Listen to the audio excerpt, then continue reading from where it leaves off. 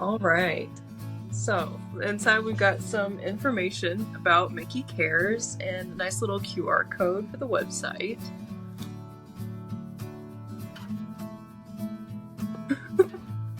And then inside the box we have a little stuffed animal.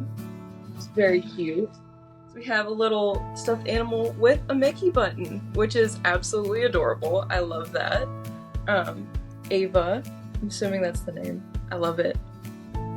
I could absolutely see someone using this to be able to teach someone else, especially kids. I know that with pediatrics and kids, they love seeing what it's going to be like, especially before their tube and they're really nervous. And so I think this would be a great teaching tool to be able to show them what it's going to look like, how they're going to be able to use it, and especially for kids, get them a little more excited about it because they're going to have a little friend with the same. And then there's some more information about Mickey Cares and a welcome letter. Got a little fridge magnet for if you have questions about your feeding tube and contact information about what to do if you have questions.